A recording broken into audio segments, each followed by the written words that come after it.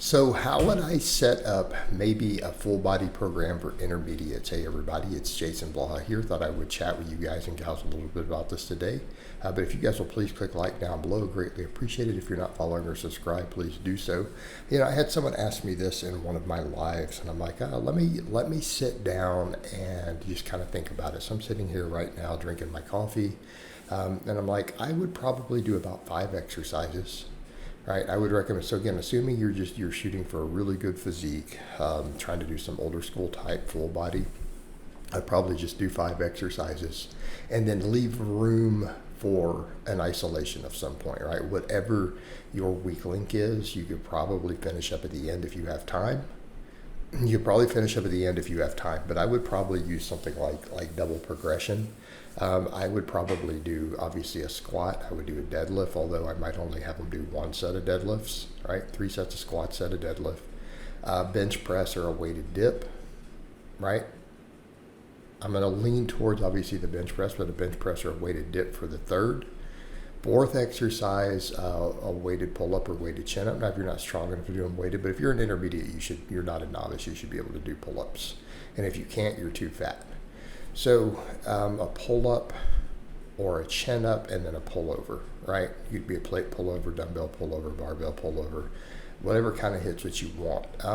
I would probably run these with something like double progression.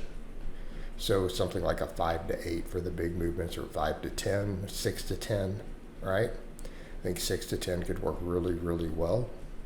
And for those who don't understand what a double progression is, and I'll discuss in a minute, maybe if you have room left, an isolation movement. Now, as far as chin-ups versus pull-ups go, we could get in that debate a lot. And people are like, where's the curl? Well, the curls would be possibly your final exercise. But you don't necessarily need to do the same isolation movement at the end every time. You could definitely have times where you skip it. But the main thing is getting those 5 movements in. But again, if guys are not going to do the curls, they feel like they got plenty of lats, the chin works really, really good there. People are like, where's the overhead press? And if you have limited time, you don't have time for an overhead press in something like this.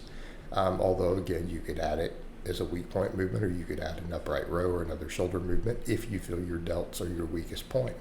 But back over to a double progression, what do we mean with that? So let's say you're doing a 5 to 8 or 6 to 10.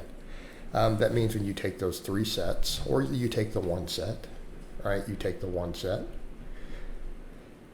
I would start with a weight you can get about your 3 sets of 5 with, and you build it up. You build it up over time. You just add reps anytime you can.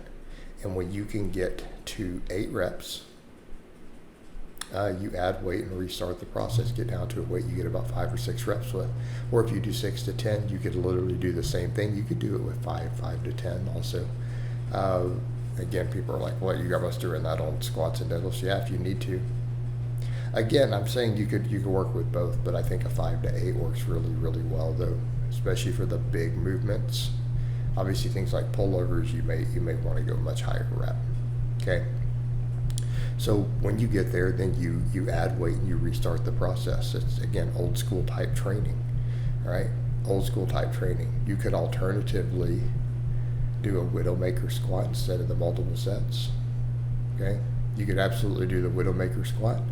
And I think that's completely viable also. But again, keeping in mind, it's only going to be 1 set 3 times a week if you do it that way. But guys did that and it worked. Right? Guys did that and it worked really, really well. Even something I've considered re-implementing myself at some point. And a person could also do those, an alternative. They could absolutely do the Widowmaker and then do a pullover. The old school breathing squat and pullover. So they do their Widowmaker, then a set of pullovers to failure. Extremely viable, right? Extremely viable. That could also be done. Although that will interfere with your other movements for the day. But again, if we're going to look at really old school type full body intermediates can do, those are options. All right, something like the pullover, though, it's going to need to be obviously higher reps. You're not going to be doing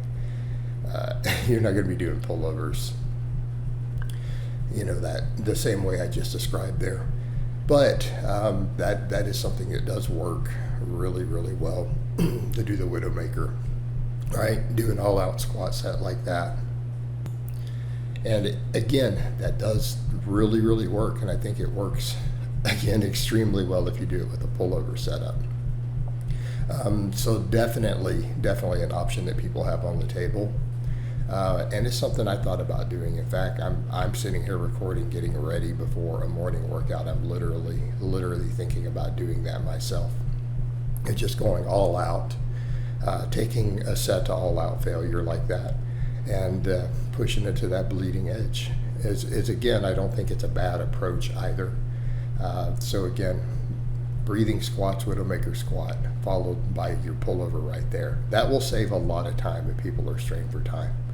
All right, then you can do your deadlift set, then your benching or your dips, and then your pull-ups or chin-ups. Okay, the options you have. And then you don't have to worry about necessarily the pullovers at the end. Now, it is going to leave you a little more fatigued by the time you get to the bench, but that's okay. All right, that's okay. Again, it's a setup that works extremely well, though. Again, especially if you do those pullovers to failure. All right, do that pullover to failure. Again, a lot of work density can produce phenomenal results, right? And help get you in shape. As far as if you have time, because you've already done like 5 exercises on a setup like this, if you have time left, and I feel like you can get away with that more if you do the Widowmaker because you're not doing multiple sets of squats.